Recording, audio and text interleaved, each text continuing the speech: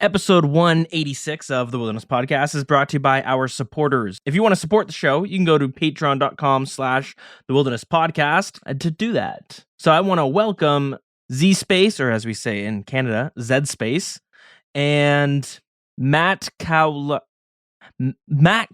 There's no way I'm going to be able to pronounce that one. Thank you so much, guys, for signing up to Patreon this week. This week's episode, is dedicated to one of our boys and gals, kingpins or queenpins.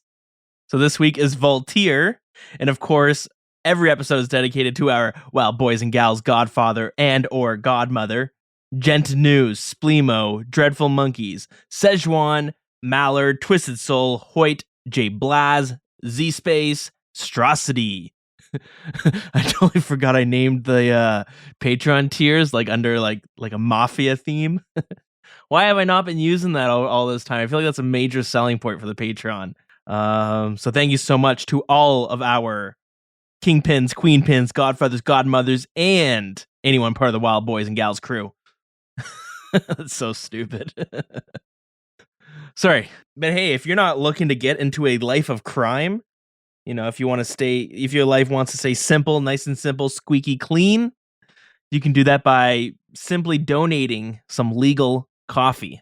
You can do that at buymeacoffee.com/dills. So thank you to 2JZ Soup and the Six for keeping me caffeinated this week. I know the life of coffee trafficking is not as intense as living the life of a mafia member, but it's just as cool in my book. Anyways, let's get into the episode. This is okay. You know what? We spent too long going over this, but this week was a biggin. I'm calling it the Fall Summit, the Autumn Summit. It was we got some really cool news dropped on us. It also been a chaotic week in terms of Deadman Mode and Group Ironman. Oh my god, man! What a week! What a week! It's been a little bit of a civil war going on amongst the community, and then we got some cool stuff dropped on us as well. I feel like there's something there. All right, let's get into it.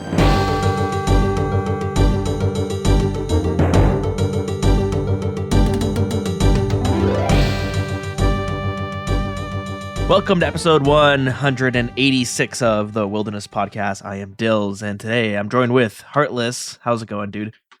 Hey, Dills, doing well. How are you? I'm doing pretty good. We got a lot going on this week. Man, this has been has it been a crazy month? It feels like it's been a crazy month. It has been, yeah. Yeah. Well, first things first, we had the Deadman Reborn finals. Of course, my God, man. There you go. Something happened there. So we'll definitely dive into that.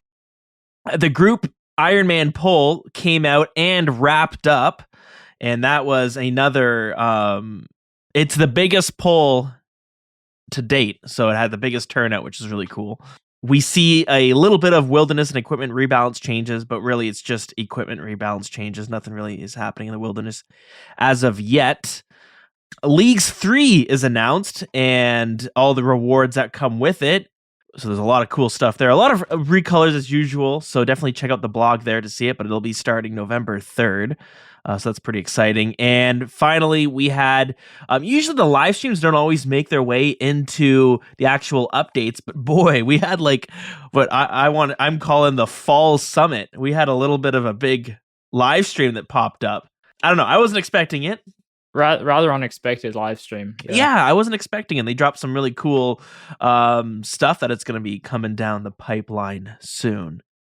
And of course, the HD client, the HD plugin on RuneLite released a little bit ago. So that came out after that whole giant, the madness of the HD release.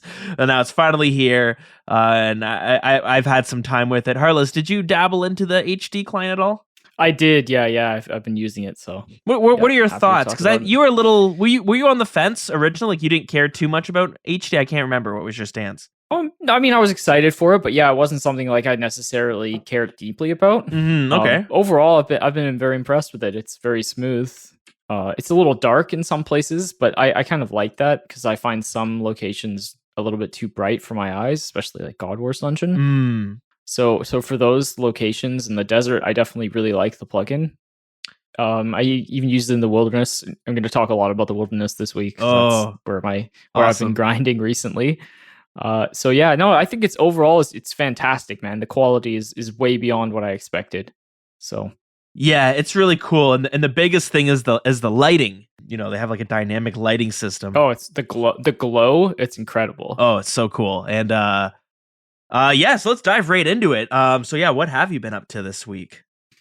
Oh God, so real life is a little crazy right now because I'm a sub teacher. I don't really have a schedule, so I'm not always booked. So I have to get up super early in the morning. So my schedule's been a little fucked, and I haven't been sleeping very well. Oh no, are you kind of on call? Like you wake up early and wait to see if your phone rings? Yeah, most days, I would say like 60% of the time, I have someone I know has called me to cover their class because I know quite a few teachers now. And the other 40% of the time, I just get a call between 6 in the morning and 8 in the morning for a school, and I just basically show up, kind of out of the blue. And it's a pretty stressful life. So the last couple of weeks, I really haven't slept well, like almost not at all. So I missed a couple of days of work, and I've moved my schedule around. So now I used to shower in the morning. I moved to showering at nighttime. Oh, nice. And then just getting up at like 6 in the morning and escaping while I wait for a phone call. Yeah, and it's honestly been a lot more chill than like waking up like later and staying up later. So the routine change has been good for me. It just took me a while to find the groove. Yeah, that's gonna be tricky too. Not having a routine just kind of like throws me, kind of fucks my system up badly. No, yeah, I can totally see that. I remember when COVID first hit, I had like 2 weeks of like no schedule because everything just shut down, and it's kind of weird, and it can be kind of rough when you don't have an actual schedule. So I had to like make my own schedule. Yeah, that's why I figured like you have to make it yourself. Work is not going to make it for me necessarily. So that's been like a tough mental hurdle to come over, but I think I'm getting there. I'm on the mend now for sure. I'm getting back to starting to sleep again. Nice. So that's good. Yes, that is good.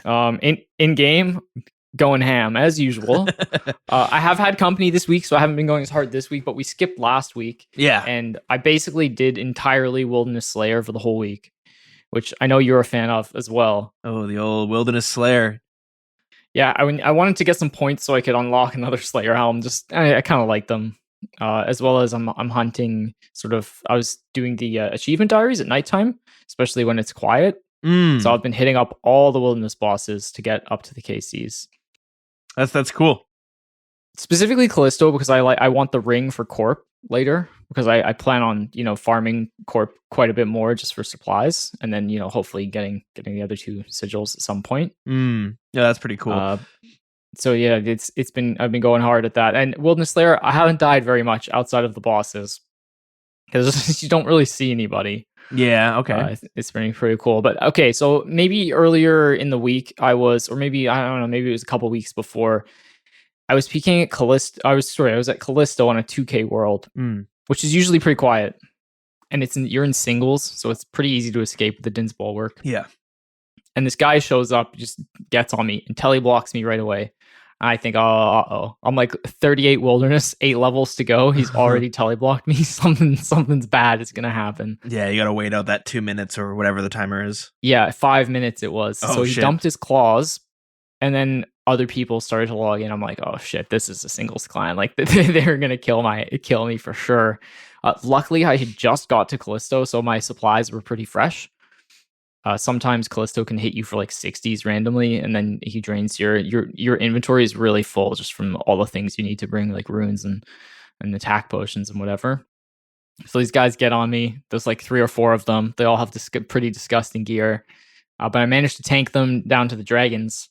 And they mention that if I want protection, they can meet at Edgeville after. And I was like, okay, so I'll do that. These guys seem to like kind of know what they're doing. So I go to Edgeville. The guy adds me on Discord, and I said, okay, give me the pitch. He pings me the price, so it's 30 mil for a year of protection or 50 mil for life. Yeah.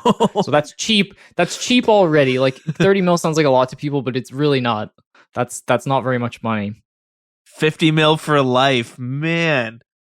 I was like, okay, still, this is a PKing clan, and I'm wary of PKing clans because usually they're they can be pretty toxic. But he sends me this Reddit post that had like 1,300 upvotes about a guy that went 14K dry or like 12K dry for the Callisto pet. And in the post, he mentioned that he used this protection clan who helped it after like he got to 5K or something. He signed up with these guys and they helped him out. And he like barely died ever since. Huh. So I said, you know what? Fuck it. For the pod, let's send it. Yeah, so you got to do your journalism, right? I got to do. I was like, Dills would be proud of me for this one. So I join up. I gave him 30 mil to start. I was like, if these guys are really good, then I can up it or whatever.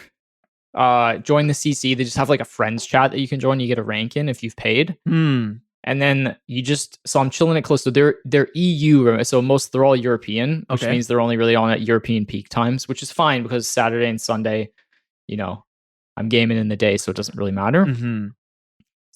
So someone gets on me pretty much right away when I show up. I was just on a normal world because I wanted to try it out. Dude gets on me. 10 seconds. I called my world. 10 seconds later, someone shows up in pretty sick PKing gear, kills them. I'm like, okay, this is things are going well so far. Happened a few more times that day, and then I left the CC for a little bit because I had other tasks to do. Get another Bears task. I think it was last weekend. I did all 80 in one day. I was a pretty sweaty boy that day. But man, these guys are really, really good. So one of the first things that happened, someone in like 10 mil risk got on me, and I called out the world, and I just kind of chilled at Callisto because I have a Dinhs, so I can tank fairly well. The guys show up and they kill his ass. Then later on, a guy with dragon claws gets on, he like dumps his claws into me, and I told them he had claws. They send like a low level player. The guy works him down a little bit. He's like a med level, like 108 or whatever. Okay. Works the PKer down. Someone else comes in, TBs him, and then they bring in a guy in full ancestral with an arcane to finish him off. Yeah, these guys they're a serious clan. They're not huge, but they definitely know what they're doing. And it made Callisto like actually dreamy. Wow. Yeah, I didn't have to do much. I could just chill. I even like just got back on Callisto after they came to kill. I just watched the spectacle. Man, that's cool. The most impressive part for me was I got caught in multi, which is horrible when you're learning Callisto, because Callisto can hit like 60s through prayer constantly. I was caught by 3 guys in multi, and I called it out, and they sent the whole squad. Like all of them showed up and just wiped the other clan. It was nice. So I've been super impressed with these guys, and they're very friendly. That's really cool. That's so funny that I'm so glad you brought that up, because there was like, we almost had like a little crossover where last weekend we had a little, first off, I'll just sneak this in here. I got 99 rune crafting. Nice, GZ. So we had a little drop party and the little GZ party. I told my girlfriend, I was like, oh, we have an event. And she's like, event on Saturday? Like, what are you talking about? I'm like, oh yeah, we're all celebrating me getting 99 crafting. And she's like, what the hell are you talking about? I'm like, it's like a birthday, but it's for your skills. And she said I was kidding. And I had to show her pictures afterwards. I'm like, no, it was an actual little party. But anyways, I did 300 hours of blood runes. Yeah, exactly. We're all celebrating the hours dumped into it. That's hilarious. But then afterwards, we all kind of got together and we went PKing just for fun. And this is like the crux that the wilderness is in. Like we can't find any PKers ever. Like it's so hard to find PKers.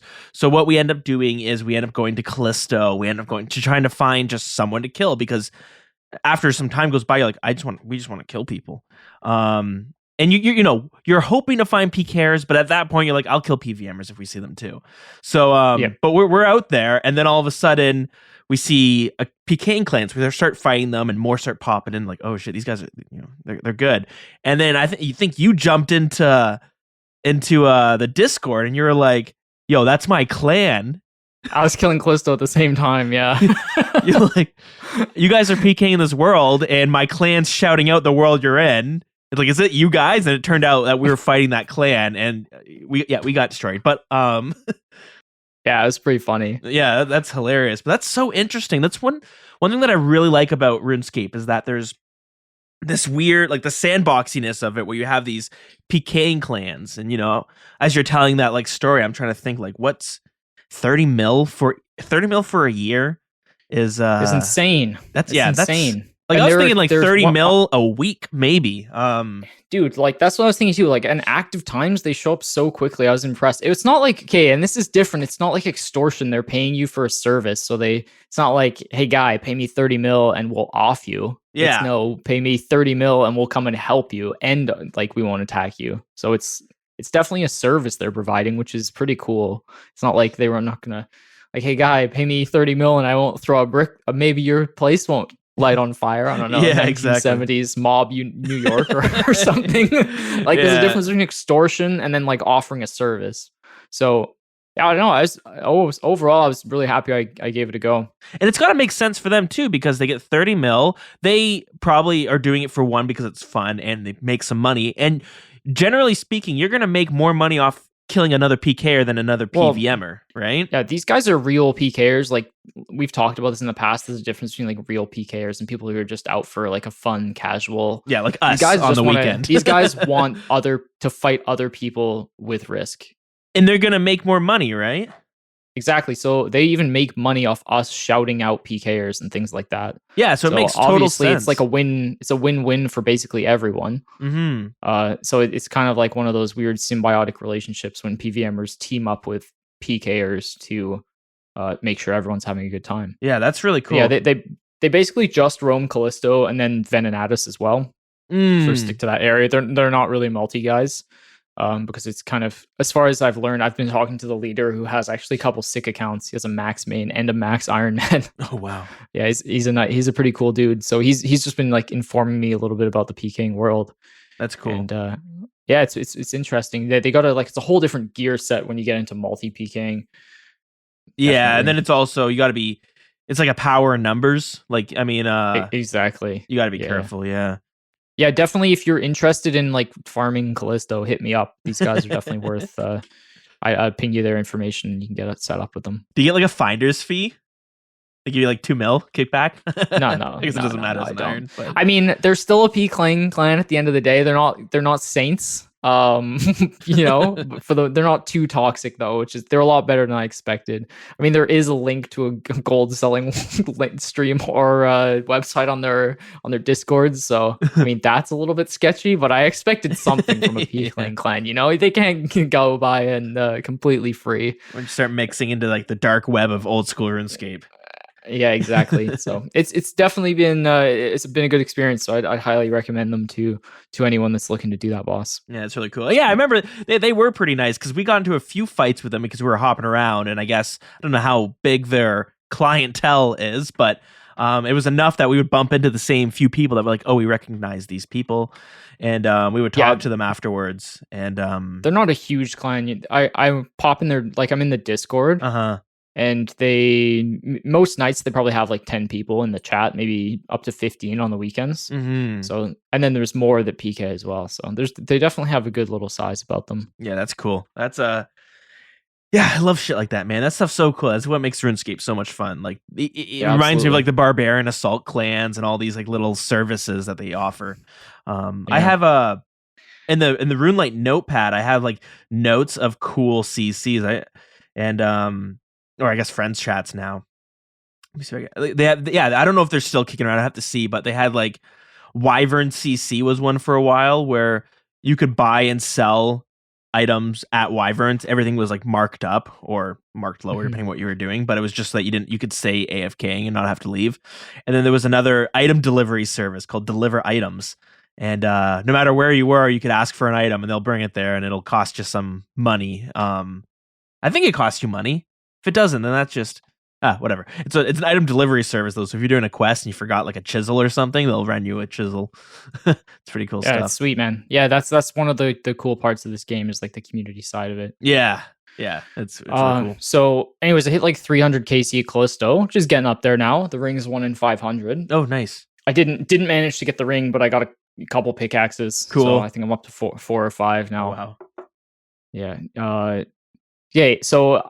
Also, I wasn't just doing Callisto, I did the other bosses. At night, for me, I was staying up really late last week.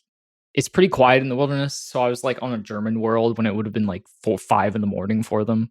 Okay. So there's basically no one on the server. I was doing Chaos. Ellie had never really killed it before, just with the Bofa and the armor. It was pretty low risk. just kind of venge tanking it. Okay. Managed to get the pet Oh, on cool. 131 KC. Nice. Yeah, it was pretty sweet, and it was super late at night. It was probably like 1 a.m. Got the pet. I was like, oh, nice. I wasn't expecting to get it, but you know, it's a low drop rate, so it's not like insane. Mm-hmm. Speaking of which, that pet looks pretty cool in HD. I've heard it looks really cool. It's got like a lightning storm on the inside. That's the sweet. boss looks pretty good too. Well, So yeah, I was pretty stoked about that, man. One thing that's really cool with HD in the wilderness is like, I don't know if it's all wilderness or just deep, but there's like a lightning. It's you see like lightning, like your screen lights up as if a storm's going on, while you're just roaming around, and it's really cool. Yeah, it definitely is. So after I got that kill, I was like, I'm not like ready to go to bed yet. I'll go do another boss while it's still quiet out. So I went to Vedion. First kill, someone had tagged it, so I didn't get the KC. Rip. Next kill, got the pet. No, like literal second KC, like, or I guess technically, yeah, the second KC. So it was like not quite back to back, but it was very close. That's sick. So it was like, I think it was 15 minutes after I got the Chaos Ellie pet, I got the Vedion pet, which is just easily the best wilderness pet, probably. It's really up there with Callisto. It's such a pain in the ass to kill that boss. Yeah, that boss kind of like. I was thinking about this the other day. Like, I don't think I've never seen anyone kill it properly with like a group. Like, it's meant to be like a group of people trying to kill it. Everyone safe spots it because it's so goddamn strong. Yeah, it's annoying. Yeah, but I'm really, really happy to get that. It's one of the rarest pets in the game. Yeah, it is. Which is why people like it, I think. I mean, it's not particularly it looks pretty cool, but it's not the same like looks as maybe something like Calphite Queen or Kriara that are huge. But the fact that you just don't see many of them because Vedion is so annoying to kill, that kind of makes it sort of an S tier pet in most people's eyes. So yeah, I'm pretty stoked about it. It's really cool. I'm not a huge fan of the Vedion pet. I've mentioned this before for sure, but I'm not a huge fan of like humanoid looking pets. So like Commander Ziliana, the Sarah pet. I know a lot of people love that pet, but I'm like, I don't quite care for it. But I wish you could transmog the Vedion pet to be like the hellhounds that it has, the skeletal. That would be so cool, man. Yeah. It already has the transmog. It's a pretty janky looking pet. I mean, it has a cool animation where it's like looking into the sky. Right. But yeah, it isn't like a beautiful pet by any standards, but it's just so rare that you don't see it too often, you know? Mm-hmm. Kind of like the Bloodhound or Penance Queen. Yeah, totally. Man, I must have died like 15 times in my 75 KC. I got it on 74 KC, by the way. Got which? The Vedion pet. 74 KC. Okay. Yeah, disgustingly low. Yeah, that's pretty sweet. Did you find you get killed mostly by PKers? Yeah, just like huge groups of people just log in and just smash you. Yeah, I found this. It's like a hot spot now. It is. You don't risk much though, which is the nice part. Yeah, it's like monks robes, you know. I wonder if part of it is like since the wilderness items came out from like the like Rev Caves, it seems like there's more. Maybe there's more people doing PVM bosses because of it, which means there's more people PKing it. Because true, like I guess you get a guaranteed flat like what 200k when you kill someone with a weapon. Yeah, I guess so. Like I used to do Vedion like a little like I don't know a while back, and I remember I would never see PKers, and like I used to do Callisto with full Varix, but before you would save spot it, and you would see a lot of PKers there. And Venenatus, you didn't really see too many, but we used to do like little boss trips there with a group and never seen PKers, but now it's like, well, I don't know. It's more. Yeah, it's pretty hot for sure. But yeah, anyways, it was overall a good experience. I enjoyed the wilderness this week. Yeah, that's cool. Yeah, there's not much else to say. But with great luck comes great dry streaks. So I'm 4.2 million personal points dry at Chambers of Xeric, like 165 raids.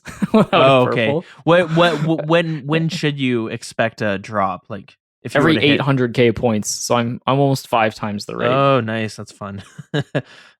And that's like well over 100 hours. So not a good time. But you know, the dam will break eventually. Yeah, that's right.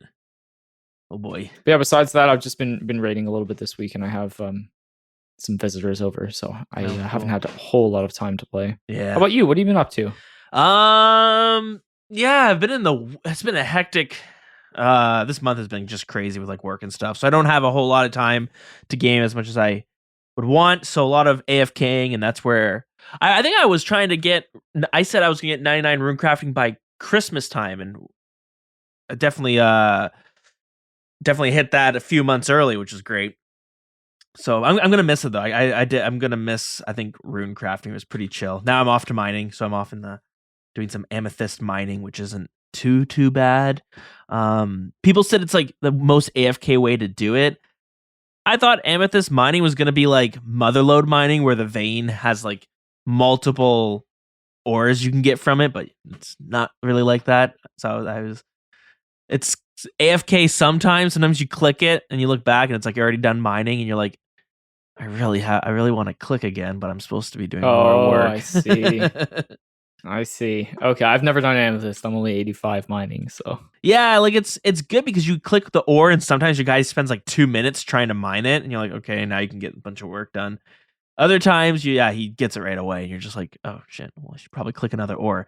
I think where I think it really does come in AFK, I haven't tried it yet, but you can get the mining gloves, and there's 2 tiers of mining gloves. It's like mining gloves, and I think it's like expert mining gloves, and then you can combine the 2 of them for superior mining gloves. I might be mixing them up, but you can combine the 2, and you get the better pair of mining gloves, and each tier of those mining gloves allow you a percentage that when you're mining something, the ore doesn't deplete when you mine it. So it's like, I don't know, 20% chance with Addy ore that you can mine multiple ores from it.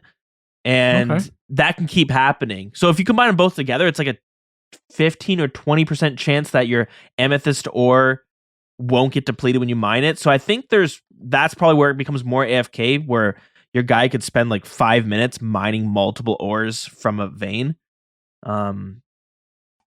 So anyways, I'm hoping that becomes way more AFK. Otherwise, this mining grind is going to be pretty rough. Yeah, I've heard that you're correct that's the best path for AFKing. Yeah, but mining just is the worst skill pretty much in general. It can be rough. Yeah, it's a little bit rough. And besides that, probably gonna get 91 thieving. I do thieving when I play D&D, because I play D&D twice a week. 1 week I'm running a campaign, so I can't even play RuneScape really. But another one is someone else. I'm a player in a campaign, and I can do like super AFK stuff. So I just kind of spam click Arty Nights, and that's the only way I'm going to get 91 thieving so that I can get my diaries done. That's what I did too. Yeah, so I save it for just D&D. D&D's we got canceled this week, so no 91 this weekend. But next weekend I'll probably get it. Nice. But last weekend the cape's done, right? Yeah, and then I can do all my diaries, and then eventually I want to get 99. But I'll probably wait for Jagex to bring a more engaging and fun way to do thieving. I don't know. We'll see. Not in a huge rush for that one. That one can wait. But last weekend when I was playing D&D and doing Arty Nights, I ended up getting the Rocky pet, the thieving pet, which was really nice. Which was really exciting. I was like playing D&D, so I was like I had to contain all my excitement because I didn't want to like in the middle be like, oh, I got the thieving pet, and then people who aren't playing RuneScape are gonna be like, are you gaming while we're doing this? It's like, no, you don't understand, man. RuneScape's a weird game. I know what you mean. I got the Vedion pet at like 1:30 in the morning, so I was like jaw was dropped and I was like shaking trying to click my seed pod as fast as I could. Go for a jog to get all that energy out. Yeah. Yeah, it was nuts. That's funny. Nuts. Yeah, it is nice to be able to release the energy, you know? Yeah, like sometimes I'm trying to think. I got the Tan's Fang at 1 in the morning too, but I got the Ellie at like 6 in the evening, so I got to release that one. Yeah. Oh boy, that's funny. Yeah, it is funny what time of the day you actually get the drops, which changes like how you react to them. Yeah, for sure. Or like what you're doing. Sometimes I'm in like a meeting at work and I have like my guy mining, and if I were to get like the mining pet, well, it's like I don't know, like I would hopefully have to turn off my video right away so I could like I don't know. They'd probably be like, "Yo, Dills, what the fuck are you doing over there? Why are you like freaking out? You're like shaking. Yeah. You're visibly shaking. What's going on?" So anyways, that's basically my week. I haven't done a whole lot there. So yeah, that's good stuff. Glad we caught up. Oh, half an hour. That's not bad right for us. It's pretty good. Because we got a whole lot of stuff to cover. Yeah, it's been an insane couple weeks, hasn't it? It has been. So let's get right into it. Okay.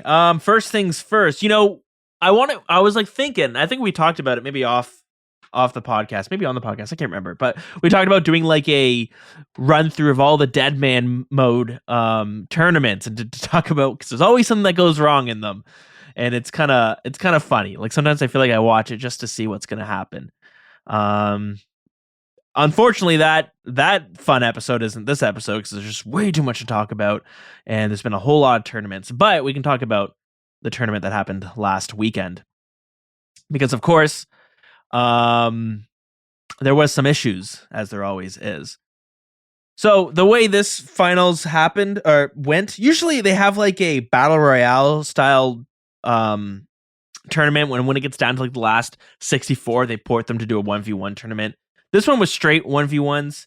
And they kicked right into it. They didn't even do a final week, which is where they reset everyone's account and they give you 1 week to really gear everything up.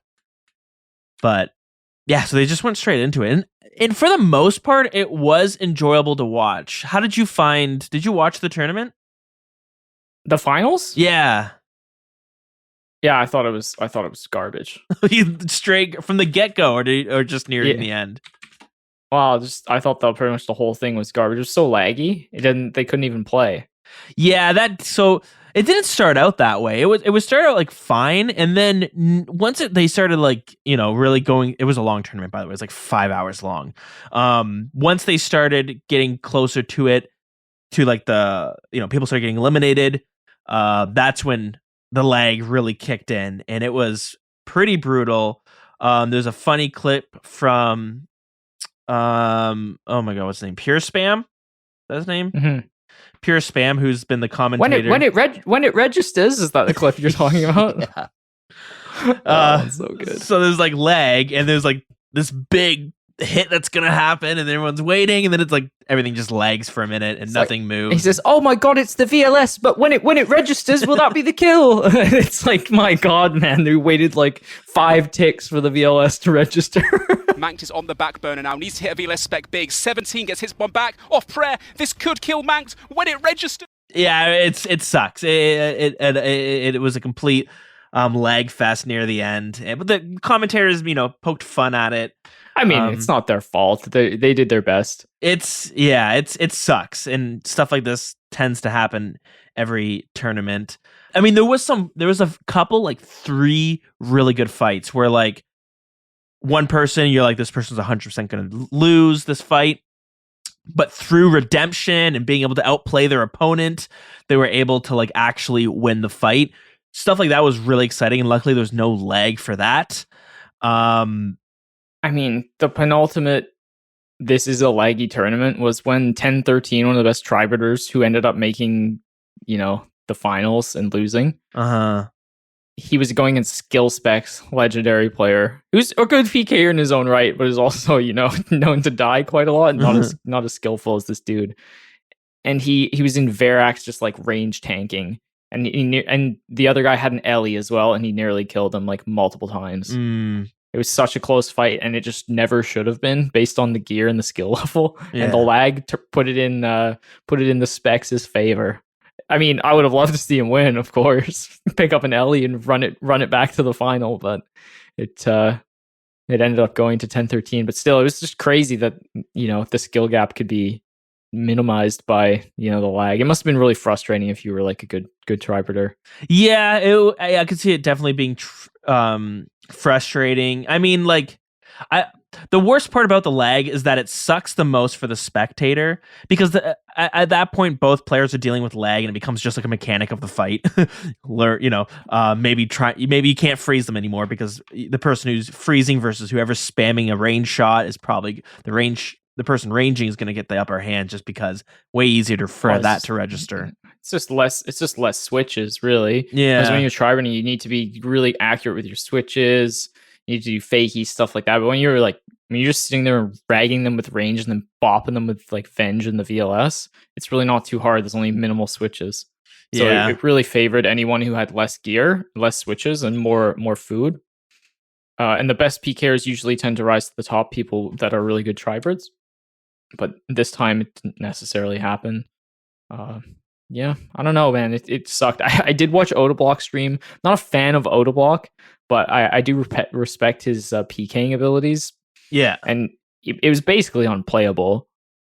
It just looked horrible, and the dude was obviously raging as he does, which was, it's tough to watch. Don't feel bad for him because he's, he can be kind of a dick, but he had like 40 something thousand people watching him, and it like, if I put myself in his shoes, like, grinding for weeks to get to the final, and sure, he got help, like someone gave him an Ellie and stuff, but still, he spent a huge amount of time on this. One of the better PKers in the game, just not able to showcase his skills. Feels bad for sure. Like, I definitely feel the pain. Yeah, it sucks, and they are thinking about whether or not to do a finale, a rerun of the finale. I don't know. Did we talk about?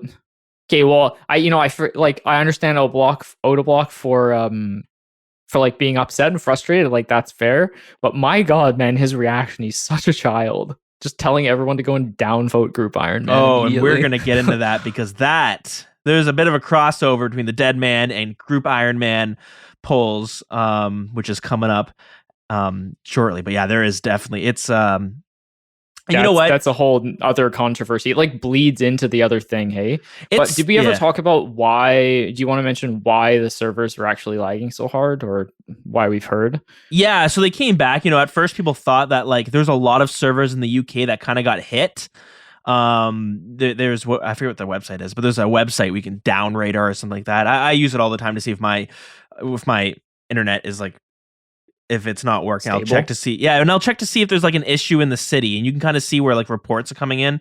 So a lot of games like I think like Call of Duty and other games were getting hit in the UK as well. That being said, Jagex came back and said like this issue was unrelated to that, but they were getting a direct DDoS attack that caused the lag. And watching the Twitch stream, it had about 40,000 plus viewers. It was in the top 15 channels being viewed. So like, so first thing is, people always say like, just invest the $32,000 into like, I don't know, cybersecurity infrastructure. Well, I don't know what it is. Sure, whatever. Yeah. But that 32 grand is like, it's like marketing money. So it's the money that some of it would be spent on advertising or maybe other sort of events. And seeing 40,000 people watch the Deadman Mode tournament, and being in the top 15 for Twitch. I mean, and it was surely more than that because Oda was pulling the same amount of viewers as the main stream. I mean, sure, some people were probably in both streams, but there was probably even more than that at some points. It does a really good job at like publicity, and I do it too. But when I'm on Twitch, sometimes I'm like, I'm gonna go watch a stream. Maybe I'll just see what streams have the most viewers, what's going on right now, and then people might see a RuneScape. What is RuneScape got a tournament? How is this game still like super strong? They'll check it out. So it does a good job at that. You're right. Like, I don't think they should cancel Deadman Mode. Even though I'm not like a PKer and the finals like aren't super exciting for me, it definitely does something positive for the game, or it has the opportunity to do so. But when the servers are getting DDoSed and players can't play, it doesn't really look good when someone random tunes in to see this laggy game being played. They're like, "Yeah, it makes sense. RuneScape, yeah, exactly. Java client." That's the problem. By the way, I fucked up last week. The original client's made on Java, which is like an ancient script, right? Yeah, I didn't know. I knew it was something old, but I couldn't remember what it was. Good times, man. Oh boy. So, but yeah, like the intentions are correct with Deadman. It just never quite materializes. It sucks that like, and you know what? I don't even know where to put this. Like, I don't know what they're investing in there. People are complaining like, Jagex does nothing to mitigate DDoS. You can hire these services to do it. Like, maybe they are, but at the same time, man, is our community that bad where like they're constantly trying to ruin these tournaments? Our community's kind of sucks. Like, let's be real. The RuneScape community kind of sucks. The fact that like people are saying, let's go downvote Group Ironman, or like vote no in the polls because there's a laggy PvP tournament. Like, I don't know how those two are connected. the PvP community didn't exactly do themselves any favor this weekend.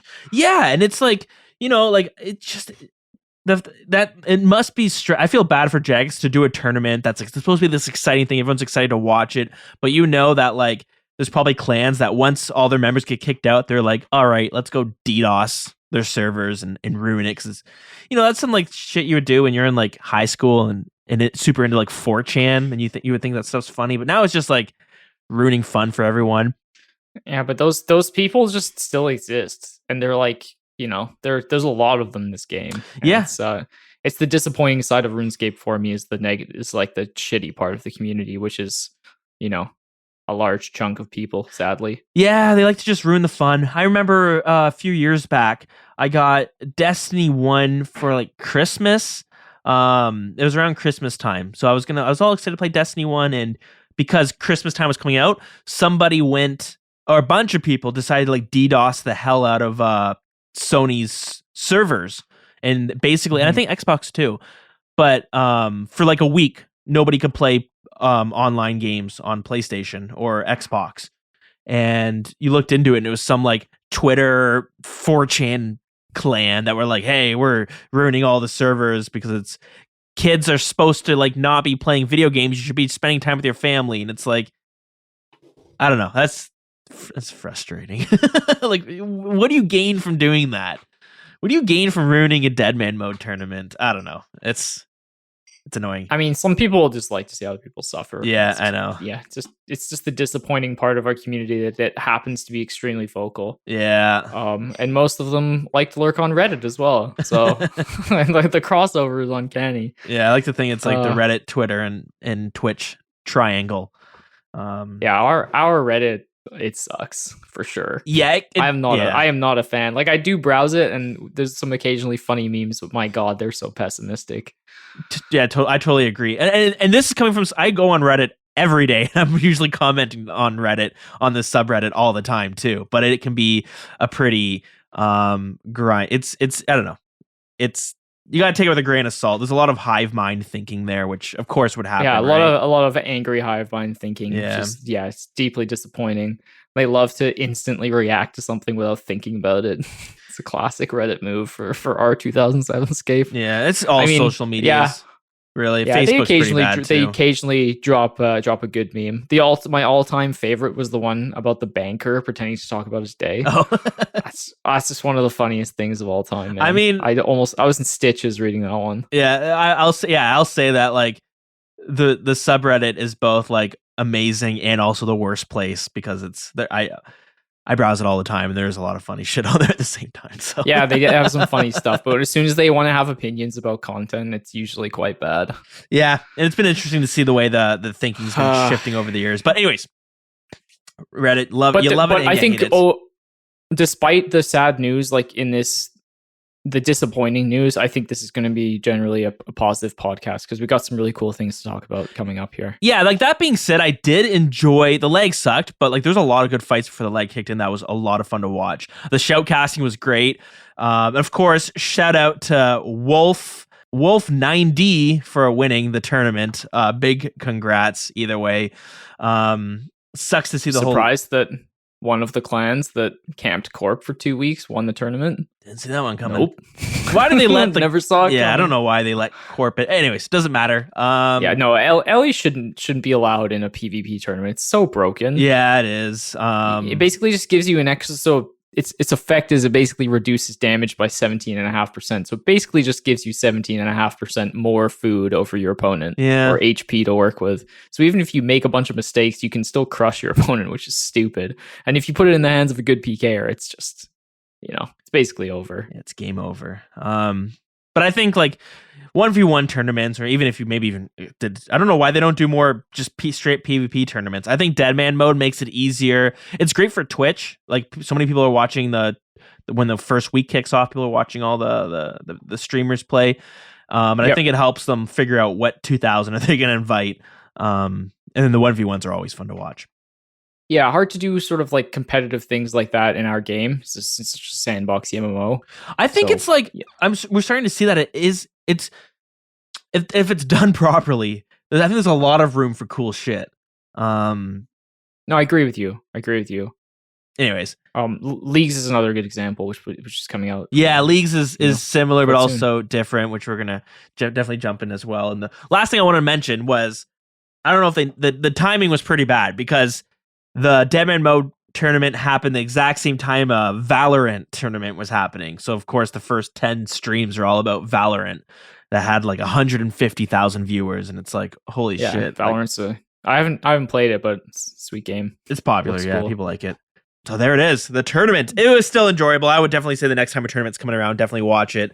If there's no lag, it would be even better. But yeah, so we teased it a little bit, but some of the content, some of the community can be at they were upset by the Deadman Mode tournament, and a lot of people were saying, let's vote no to Group Ironman, because there's a Group Ironman poll going on at the same time. And well, the poll wrapped up and we got the results. So about 80% voted yes, 20% said no. The numbers that came out for the poll were just enormous. Well. 141,000 turned out, which is higher than the second most voted poll was Warding, which ended up failing. But this one, did pass with 80%, which, I mean, personally, I was surprised to see 80%, because there's like, I think I don't know why people would vote no for this. I have trouble, like, I'm not going to play Group Ironman Mode, but I don't see how it's going to affect my play, me playing. There's a couple reasons, I think. I think so, yeah. Yeah, the first one was like a spite vote. Yeah. So you're mad at Jagex. So you decide, I don't think they've used their time wisely, so I'm going to vote no. So that was sort of a way to maybe get your voice heard. That would be the first option, and that's what the PvPers did. Obviously, someone like Oda trying to get his membership to vote no out of sort of childish frustration. Yep. And then you've got people that were just curious to see what would happen if it failed. Yeah, okay. Which was more than fair enough. And a few of my friends voted no, and that's fine, because I like, there's no way that Group Ironman there's enough interest in Group Ironman. I think a lot of people are going to play it. It's going to be a popular game mode. I think there's more than enough interest for the player base to have it in here. So obviously Jagex wanted into the game. It's going to make them a lot of money. People coming back to the game to play with their friends. So they're going to get it into the game some way. So if it failed this poll, I guarantee they would have brought it into the game. And I'm curious to see how they would have done it, because there's no way they're going to let all that time and potential revenue go to waste just because it fails a poll by a couple percentage, for example. Like, let's say it was 74% and it failed, then, because you need 75% to pass on their polls. I'm very curious how they would have brought it into the game. Yeah, because somebody asked him on Mod Ash on Twitter, and he said that he believes there's enough interest for this game mode that even if it failed, that they would maybe rework some of the proposal in the dev blog, but they still would want to bring it out somehow. Of course they would. They spent so much time on it, so many resources, that they need it in the game. And I think it is going to be a huge source of revenue and players coming back to, play with their friends on maybe a different mode that they've never tried before. I think it's going to be a really, really positive impact on the game. So of course it needs to be in it. I was very curious to see. I ended up voting yes, but I was thinking about voting no just to see what they would do.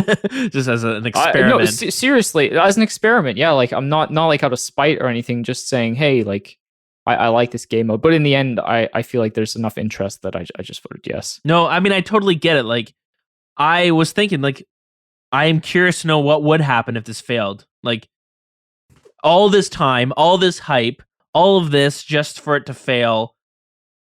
What are they going to do? I mean, I wanted it to come in, but yeah, part of me, it's the, I guess you want to call it, like, morbid curiosity of, like, well, what would happen if it did fail?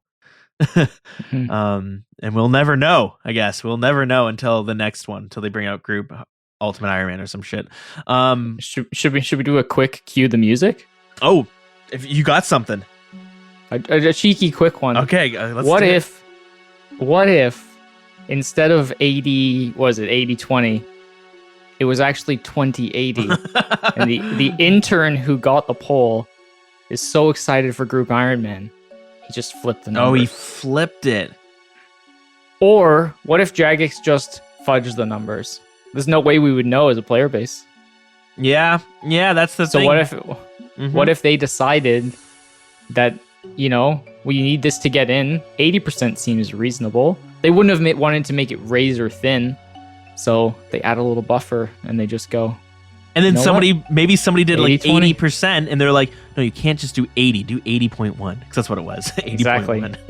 Exactly. So what if Monday there was this huge meeting, and then later in the day they released the poll results, and they just, you know, completely fudged the numbers. It's possible. Well, I guess it's one of those things that we'll probably never know until a JMod quits and then they spill the beans. Exactly, we'd never know. And they just forced all employees that knew about. You know what? It would have been a tight circle of employees. Anyone who worked on Group Ironman, or maybe just like a few of the higher ups.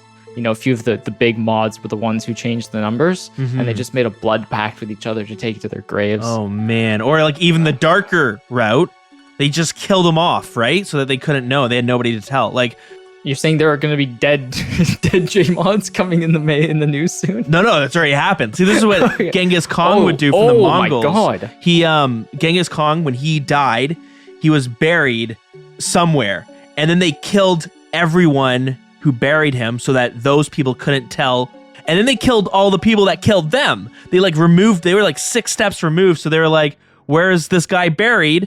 And then they're like, we don't know where he's buried because there's been like 6 lines of people that just got murdered, and nobody, the people who buried him don't know where he's, they're dead. So you're thinking Monday morning or Sunday evening, Mod Ash makes some phone calls to a couple interns to tell them to come to the office.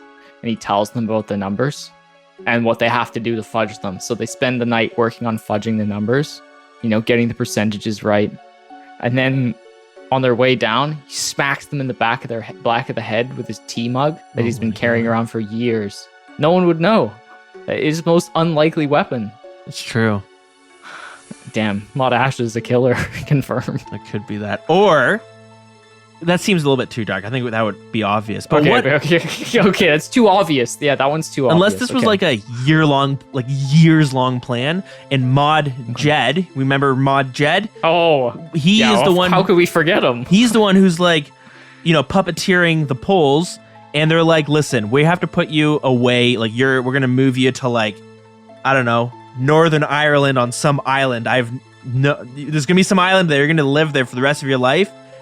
Because like no one can know that you're fudging this poll that's going to come out 4 years from now about Group Ironman that we haven't even announced yet. And the music never stops. Still, what if Jagex was also the ones who ordered the DDoS attacks on their own servers? Oh my god! Through the services of Mod Jed to make it look like the poll was going to be tight. Oh no! So that they could go ahead and fudge the numbers. So they, in an essence, they guaranteed the passing of the poll. Holy shit! This is one of those like. Every player you see is a bot. You know what I mean? Like you can't confirm. Yeah.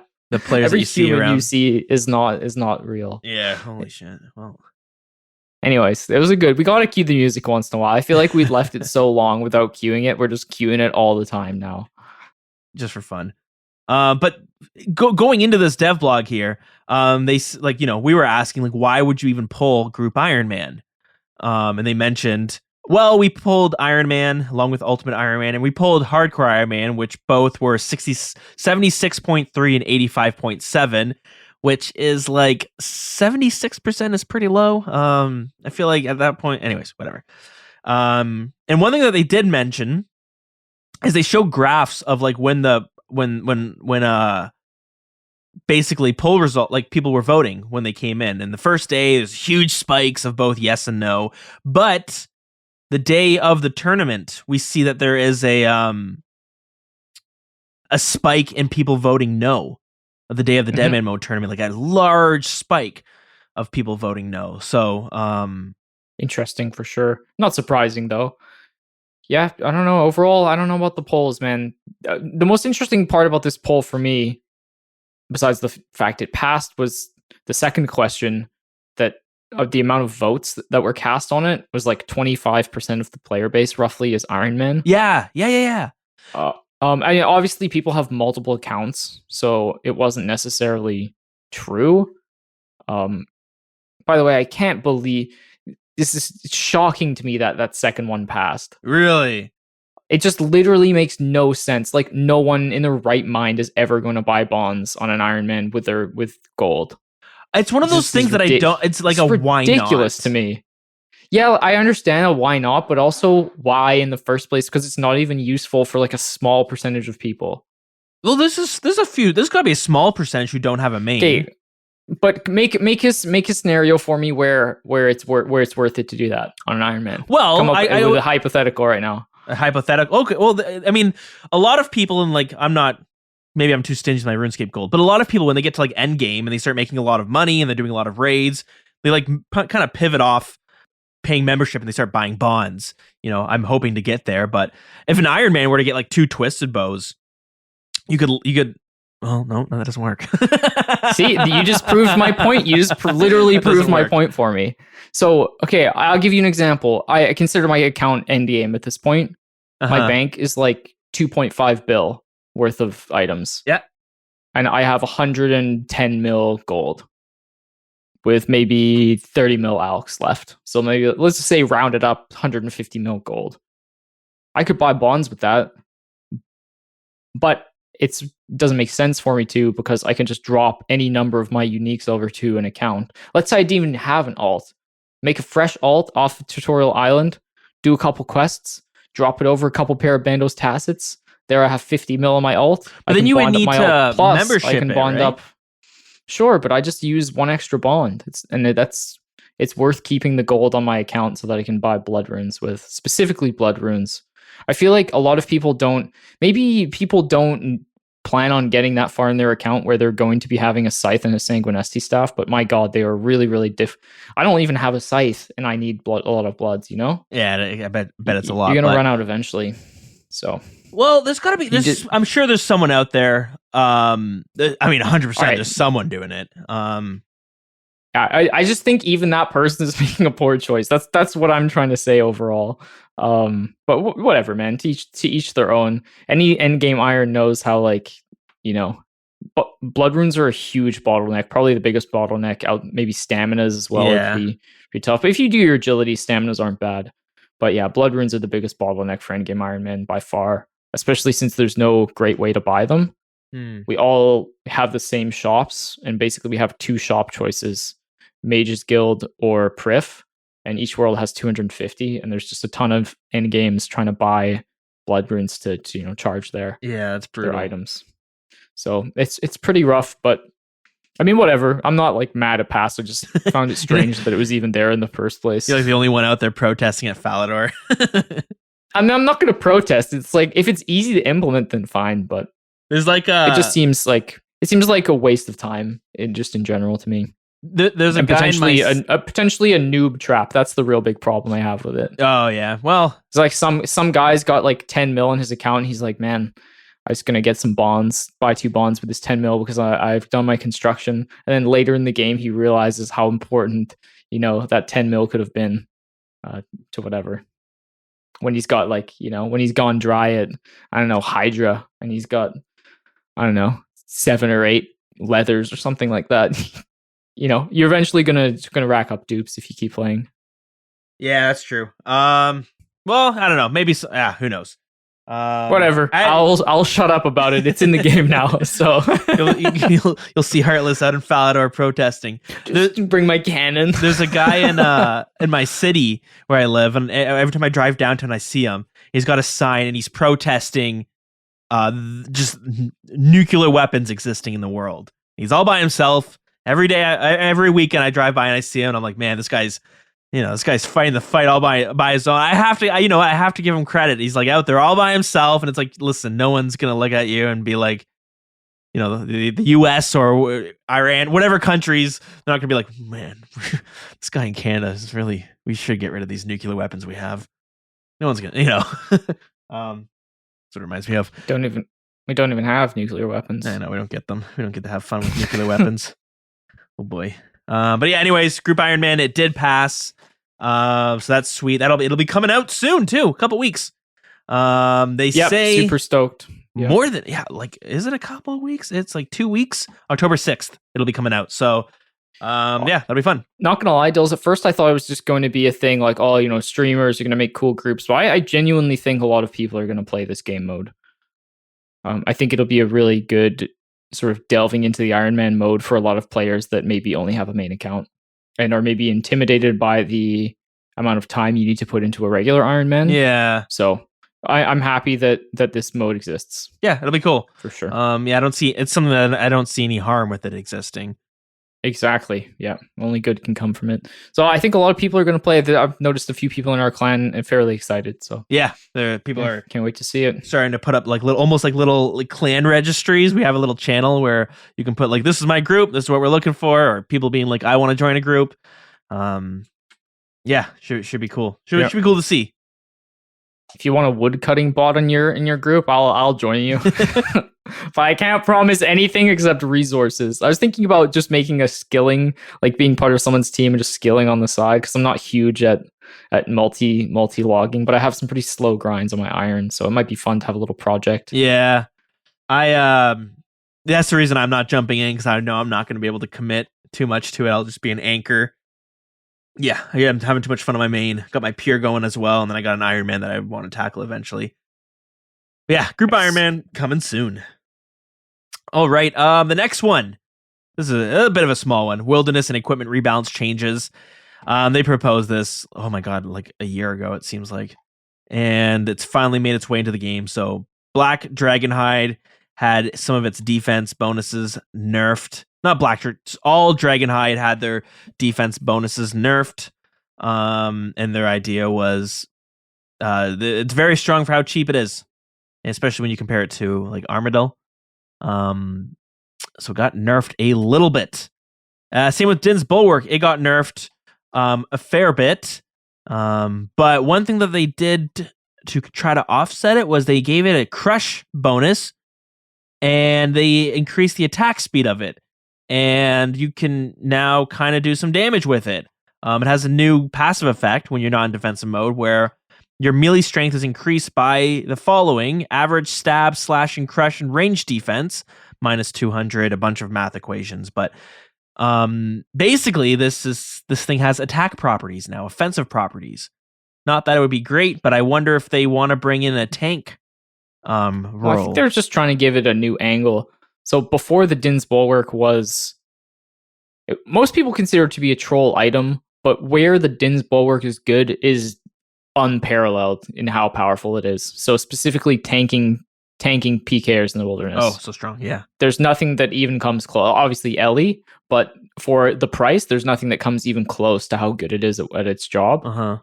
And now they've obviously nerfed that power. So it's still good. But like before, man, honestly, Dragon Claws, like there was not even a point of speccing Dragon Claws into a Dinh's Bulwark because of how little chance you had to hit the first one and the way they roll their attacks off each other.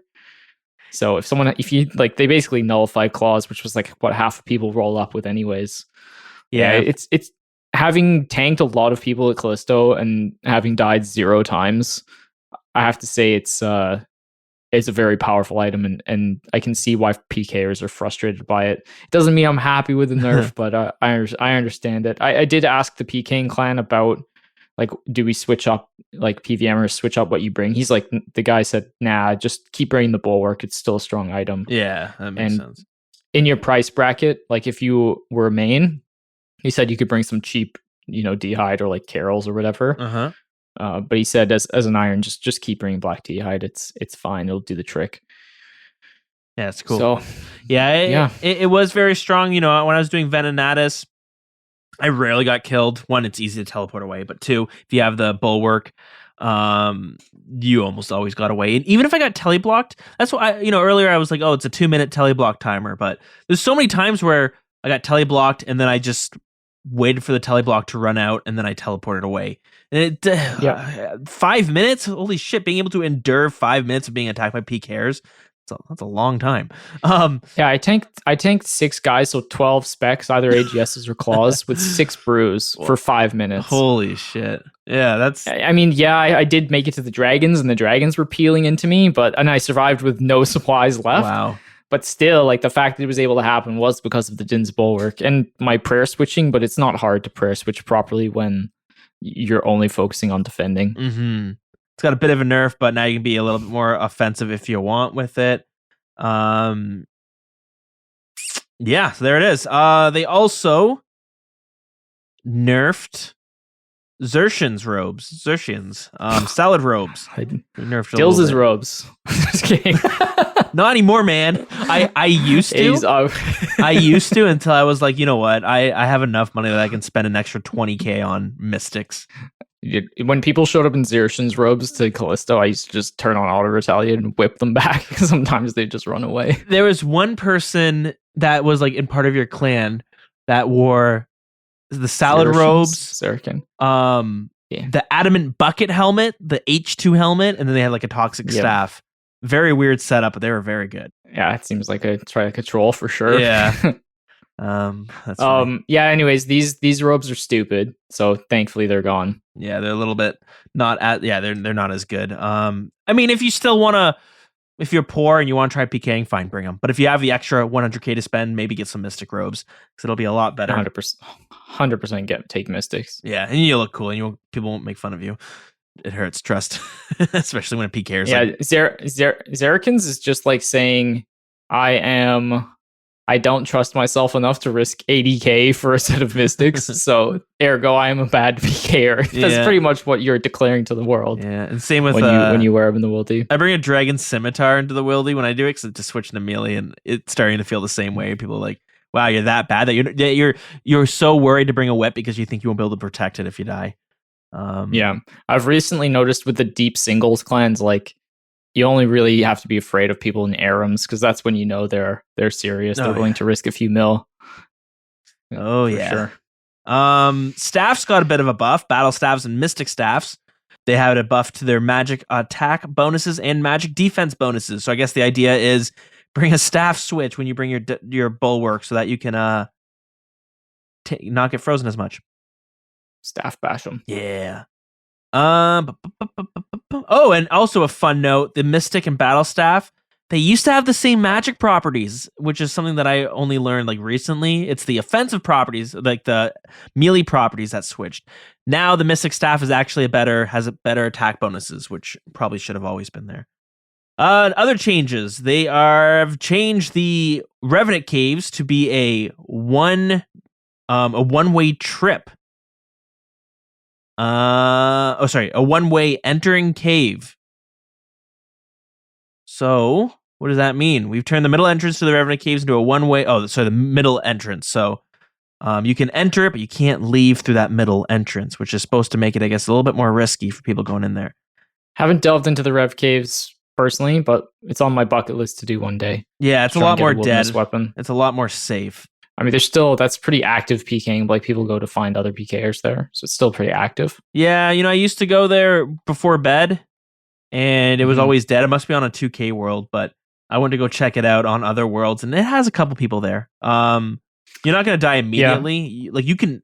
I used to AFK for like 40 minutes there, and then I would die because I wasn't... That's crazy. Yeah, I did a few tasks, and I just died so many times. I've been thinking about maybe inquiring into protection there as well. Oh, is that another clan? At some point. Well, I don't know. There are clans that offer similar services, but I'll do some research. I'll talk to the other PKing guys and see if they know any clans that do it. Because it's surely going to be far more expensive because it's a much hotter PKing spot. Yeah, okay. Harder to lock down as well, but I'll do some research, see what I can find. It has to be available for sure. Do some OSRS journalism. That's right. I'm the wilderness correspondent.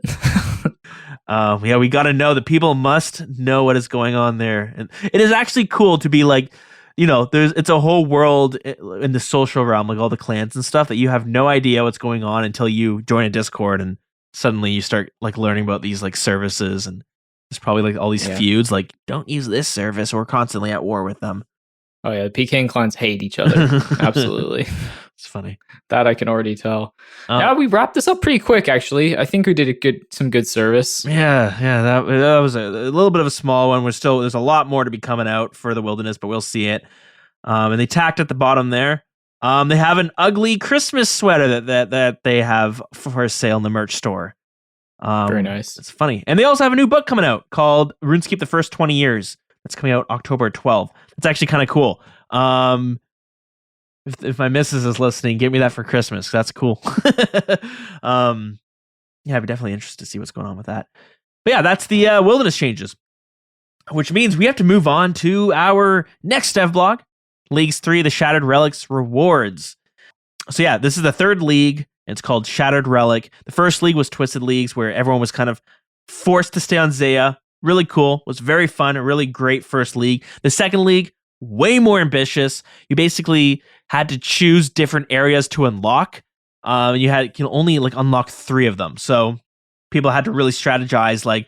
If you want to unlock, I'm trying to think. I think I want to unlock the Elven area because that'll give me the blowpipe, and that'll give me, the Serp helmet. But do I want to unlock the Wilderness? Do I want to unlock, the Fremenic area? So I have. You get the God Wars area with that. So you had to really choose what areas you unlocked. It was a lot of fun. This one is taking that idea, but instead of it being on areas you're unlocking, you're going to be unlocking what they mentioned, like bosses and skills instead. They haven't quite gone too much in depth exactly how it's going to work, but they said this is going to be even more ambitious than the other one, and it's going to take a much more narrative focus. It's going to be kind of it's got like a story that's going to be told. I don't quite get it, but sounds like it's going to be cool. Storyman mode. Yeah, I don't know. I like the ambition. They're switching it up, and that's what they need to do with leagues. Yeah, it has to be. Yeah, that's what I like, that they're going all out, and the rewards that they're giving out this time that you can purchase with your leagues points look friggin'. I think they look really cool. Definitely go check them out on the dev blog, because if we try to explain, we aren't going to do it justice. But every league kind of has like a costume that goes with it, and they're just a hat, chest, legs.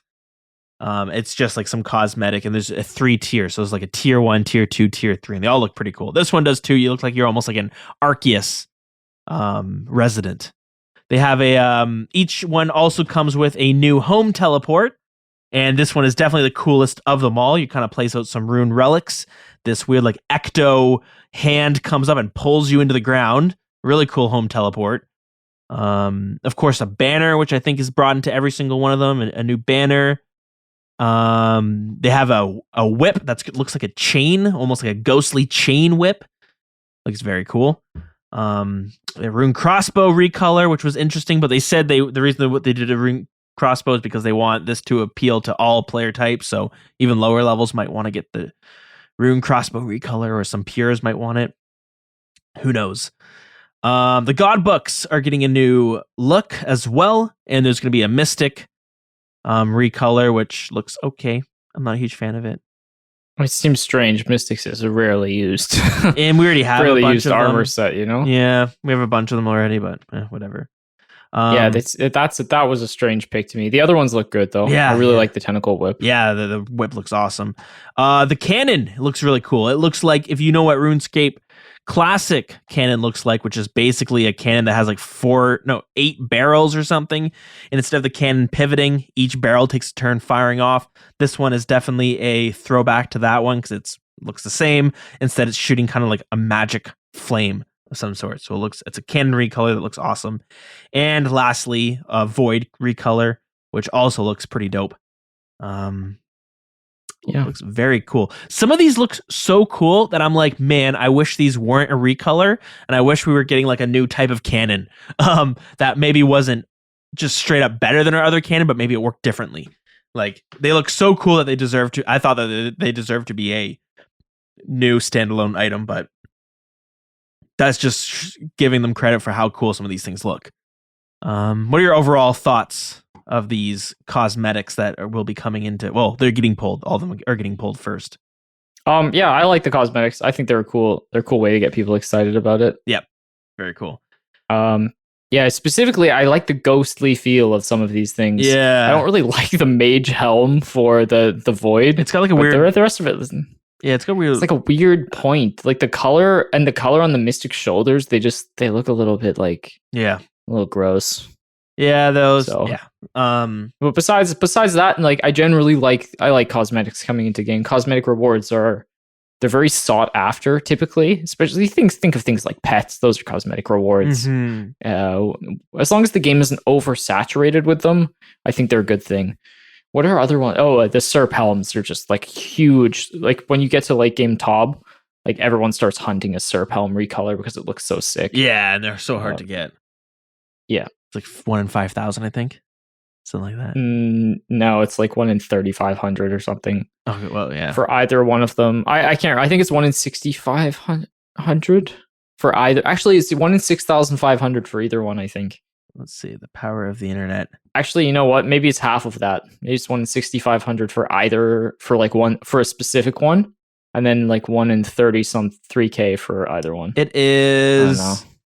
That's my final Oh, guess. right. This gets confusing. It is 1 in 3,200, 3,200 for any mutagen or specifics. Okay, 1 yeah. in 6,500. Okay. Yeah. Perfect. It's actually So, 1 rare. in 13,000, but because you get 2 rolls on the Zulrah table, Exactly. Yeah. It's not so bad. it's doubled. Yeah, cool. And of course, so they bring these cool uniques as a way to like when you do leagues, you get points, and then the points not only tell you how, like, it's not just like a leaderboard thing. It is like the points will determine if you're number 1, number 2, number 1,000. It'll depend where you kind of rank, but then you take those points and you can spend them afterwards. And you can also use those points to buy previous ones. You can trade all of them as well. So you can kind of make some money as well.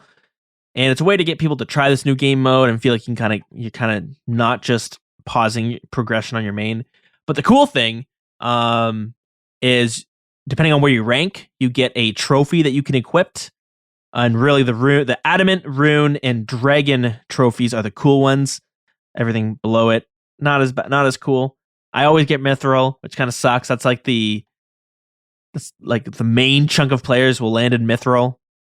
Mhm. That's kind of where I land. Kind of sucks. But another cool thing that I love about leagues, and I kind of wish Deadman Mode did it. Not sure why it doesn't, but pets carry over. So you can play if this is your first league and you get a pet, if you play a future league, you will get that pet in that one. You'll already have it.